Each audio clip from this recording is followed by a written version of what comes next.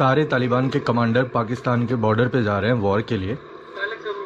Fully trend हथियार से पूरा लैस हैं तालिबान के लोग हर जगह। हर दुनिया का हर मजहब प्यार को प्रमोट करता है। ये पता नहीं किसने इनको बता दिया है कि नॉन मुस्लिम्स के साथ जो है वो इस तरह का सलूक करना है। मेरे ख्याल में ये वाहिद कंट्री पाकिस्तान ही है जहां इस तरह के हालात हैं। हमने अफगानिस्तान को सपोर्ट किया, वो कहते हैं इंटरवेंशन की, हमने वो भी लिए, उनके महाजरीन को भी रखा, बहुत बड़ी कुर्बानियां दी, पाकिस्तान की सोसाइटी जो कुछ हमारे साथ हशर नशर हुआ, आज पूरी दुनिया में बदनामी भी ली, पूरी दुनिया ने हमें तालिबान का सपोर्टर भी कहा, इंटरनेशनल लेवल पे भी हमें पता नहीं क्या कुछ भुगतना पड़ा।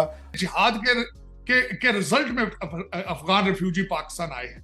आपने सबसे पहले जो आज मैं बताऊंगा आपके पाकिस्तान के 70% मसाइल जो हैं वो इस वजह से हैं क्योंकि आपने अफगानिस्तान में पैसे बनाए। आज पता ये चला है कि 1 साल, मेरा ख्याल 2 साल पूरे हुए हैं, अभी 2 साल अभी पूरे हुए, और 2 साल बाद पता चला जो 40 साल हमने जो कुछ करते रहे वो गलत करते रहे हैं। तालिबान वहीं खड़े हुए हैं कि नहीं जनाब कि आप हमारे दोस्त नहीं हैं, आप हमारे, और वो आप हमें धमकियां दे रहे हैं।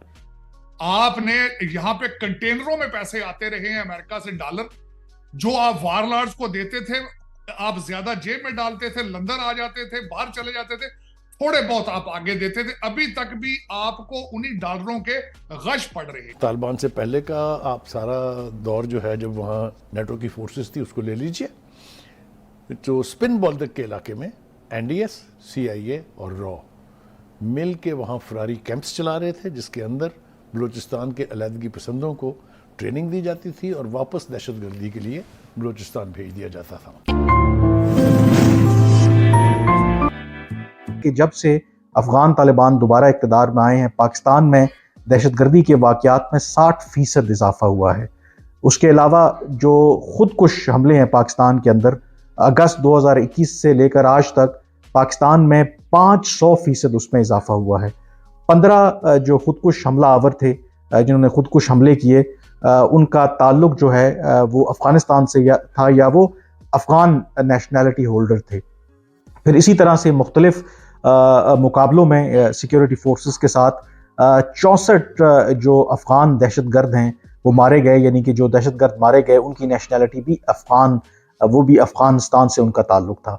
और जो अनवारुल हक काकड़ के मुताबिक 2 साल के दौरान पाकिस्तान में कुल लगभग 2900 के करीब जो लोग हैं वो शहीद हुए। उसमें एक बहुत बड़ी तादाद सिक्योरिटी फोर्सेस की भी है, बच्चे भी हैं, उनमें ख़वातीन भी हैं। अब हालात उस नहज पर आ गए हैं कि जब अफ़गान तालिबान हुकूमत की तरफ से पै दर पै पाकिस्तान के ख़िलाफ़ बयानात आ रहे हैं। अगर आप हालिया देखें पाकिस्तान की जो कैंपेन है गैर कानूनी तौर पर जो अफ़गान शहरी पाकिस्तान में मुकीम है उनको वापस भेजने पर, उसके हवाले से उनके जो अबूरी वज़ीर आज़म हैं, उनके वज़ीर दाखिला, उनके वज़ीर दिफा, उनके वज़ीर ख़ारजा, ऊपर तले पाकिस्तान के ख़िलाफ़ उन्होंने सख्त बयानात दिए हैं। इवन हक्कानी नेटवर्क के जो सरबराह हैं सिराजुद्दीन हक्कानी, जिनके बारे में माजी में कहा जाता था कि वो पाकिस्तान के बहुत करीब हैं, इवन सिराजुद्दीन हक्कानी ने भी पाकिस्तान के ख़िलाफ़ बयानात दिए हैं और उन्होंने ये कहा है कि पाकिस्तान का ये जो इक़दाम है अफ़गानियों को, अफ़गानिस्तान के शहरियों को वापस भेजने का, ये अन इस्लामिक है। और तहरीक तालिबान पाकिस्तान की जहाँ तक बात है, उन्होंने ये कहा कि ये जो इशू है वो अफ़गान तालिबान के इक़्तिदार में आने से पहले का है, और अगर एक ऐसा इशू, एक ऐसा मामला जिसको पाकिस्तान खुद हल नहीं कर सकता, तो वो कैसे तवक्को रखता है कि अफ़गानिस्तान की हुकूमत उसको हल करेगी। फिर अफ़गानिस्तान के वज़ीर ख़ारजा ने तो यहाँ तक कहा कि पाकिस्तान का ये जो डिसीजन है, एक तो दबाव बढ़ाना है तहरीक तालिबान पाकिस्तान के हवाले से, और दूसरा पाकिस्तान ये चाह रहा है कि जो ड्यूरेंट लाइन है उसको बाकायदा तौर पर अफ़गान तालिबान की जो हुकूमत है इंटरनेशनल बॉर्डर जो है वो तस्लीम करे। ये जो पाकिस्तान और अफ़गान तालिबान के ताल्लुकात अब जिस तरफ बढ़ रहे हैं, मेरी अपनी असेसमेंट ये है कि शायद जो इन दोनों मुल्कों के दरमियान, पाकिस्तान और अफ़गान तालिबान के दरमियान अब जो दरारें हैं वो इतनी बढ़ चुकी हैं कि इनके दरमियान जो रिकन्सिलिएशन है वो होती मुमकिन नज़र नहीं आ रही, क्योंकि ये बात अब वाज़े है कि अफ़गान तालिबान टीटीपी के ख़िलाफ़ कोई कार्रवाई नहीं करेंगे, और पाकिस्तान ये वाज़े कर चुका है कि अगर टीटीपी के खिलाफ कार्रवाई नहीं होगी तो पाकिस्तान अफगानिस्तान के साथ किसी किस्म का भी ताउन नहीं करेगा। जिहाद के रिजल्ट में अफगान रिफ्यूजी पाकिस्तान आए हैं। आपने सबसे पहले जो आज मैं बताऊंगा आपके पाकिस्तान के 70% मसाइल जो हैं वो इस वजह से हैं क्योंकि आपने अफगानिस्तान में पैसे बनाए। आपने यहाँ पे कंटेनरों में पैसे आते रहे हैं अमेरिका से डॉलर, जो आप वारलॉर्ड्स को देते थे आप ज्यादा जेब में डालते थे, लंदन आ जाते थे, बाहर चले जाते थे, थोड़े बहुत आप आगे देते थे, अभी तक भी आपको उन्हीं डॉलरों के गश पड़ रहे हैं। उस पर मैं ये कहूंगा कि जब डोनाल्ड ट्रंप साहब आए थे, उन्होंने अपने यहां आने के एक हफ्ते के अंदर अंदर ट्वीट किया था कि आप you have taken $37 billion from the US. तो उस वक्त एक पूरा एक तूफान आ गया था, लेकिन इतना पैसा बनाया गया जितना आप झूठ बोल सकते। देखे ना, अगर लाखों के हिसाब से इकट्ठे होते हैं, $2 चंदा दें फलस्तीन को, उनकी हेल्प नहीं हो सकती। वो तो पानी की बोतलें भेज दो जाके, उधर नहीं जाना। ये फैशन है चौधरी साहब। जिस तरह पीटीआई जलसा करती थी ना, तो सियासी जलसा नहीं होता था, पार्टी होती थी।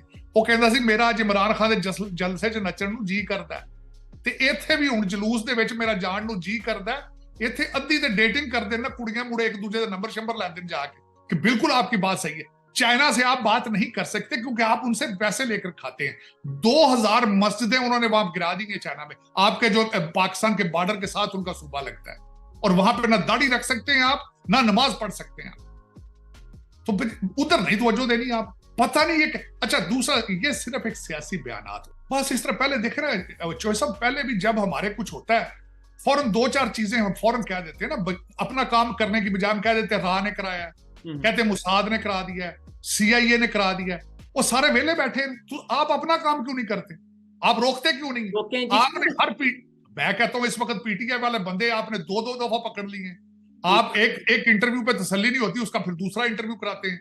आप 25 करोड़ लोगों की फाइलें बना के फिर रहे हैं, दहशतगर्दों की फाइलें क्यों नहीं बनाते आप? हर बंदे की कॉल सुनते आप, दहशतगर्दों की कॉलें क्यों नहीं सुनते आप? ये सारा कारोबार है चौधरी साहब। आज यहाँ पे अमेरिका के अंदर, आज अभी थोड़ी देर पहले एक न्यूज आई है कि हमास का जो हेड है उसकी नेटवर्थ $4 बिलियन है। आप इस वक्त आईएमएफ के जो तलबे चाट रहे हैं सिर्फ 72 मिलियन के लिए। 2 हेड, जो एक अभी सर्विंग हेड है हमास का वो, और जो पिछला है, दोनों की नेटवर्थ $4 बिलियन। या अभी खबर चल रही है अमेरिका के अंदर। कोई भी मजहब चौधरी साहब इस चीज की नफरतों को प्रमोट नहीं करता। नफरतों को जब तक हर दुनिया का हर मजहब प्यार को प्रमोट करता है, ये पता नहीं किसने इनको बता दिया है कि नॉन मुस्लिम्स के साथ जो है वो इस तरह का सलूक करना है। मेरे ख्याल में ये वाहिद कंट्री पाकिस्तान ही है जहां इस तरह के हालात है। तो हमारा तो बड़ा सिंपल फार्मूला था कि देखें जी, पाकिस्तान फ्रेंडली गवर्नमेंट आएगी। नंबर 1 जो टीटीपी, जिसको हम माजी में इल्जाम लगाते थे कि इसको एनडीएस और रॉ जो है वो फंड करती है, उसका ये सबसे पहले कला कमा करेंगे। और जब उसका कला कमा करेंगे, अफगानिस्तान में जब पीस होगा, तो फिर थ्रू जो रीजनल कनेक्टिविटी है, जो सेंट्रल एशियन तक रसाई है, वो हम हासिल करेंगे। और पाकिस्तान में और अफगानिस्तान में भी दूध और शहद की नहरें बहेंगी। लेकिन आई थिंक जो भी ये पॉलिसी कंसीव की थी, जो भी पॉलिसी बनाने वाले थे, उनकी शॉर्ट साइटेडनेस थी। आई थिंक शायद वो अफगानिस्तान और अफगान तालिबान को अंडरस्टैंड नहीं करते थे। जो सीनियर वॉइसेस थी, इवन जब अगस्त 2021 में भी अफगान तालिबान दोबारा इक़्तिदार में आए, वो ये वार्न कर रहे थे कि हमें शादियाने नहीं बजाने चाहिए। ये अफगान जो तालिबान है, इनके आने का मतलब ये है कि टीटीपी मजीद मजबूत होगी, टीटीपी के इंकरेज होगी। कि आज अगर अफगान तालिबान इक़्तिदार में आ सकते हैं, तो कल टीटीपी भी पाकिस्तान में कोई इस तरह का वेंचर कर सकती है, और वो जो खदशात हैं वो दुरुस्त साबित। ये जनरल फैज साहब, आपको याद होगा उस वक्त गए थे वहां पे, सरीना होटल में चाय पीते नजर आए थे। उस वक्त बहुत सारे लोगों ने ये कहा था, मुझे याद है हमने उनको लिया था, जनरल जावेद अशरफ काजी साहब को लिया था, साबिक DGISI को अपने शो में। उन्होंने भी, और भी बहुत सारे लोगों ने उस वक्त भी सीनियर एलिमेंट्स ने कहा था कि ये आपने जाके जो एंडोर्समेंट की है और अपना वहाँ पे दिखाने की कोशिश की है कि जनाब ये हम ही थे और पूरी दुनिया को दुश्मन बना लिया हमने, कि शायद जो कुछ अफगानिस्तान में हुआ है इन्हीं की वजह से हुआ है। तो ये फैसला किन हालात में, किन लोगों ने किया था, और आज उसके रिपरकशन सामने आ रहे हैं सर?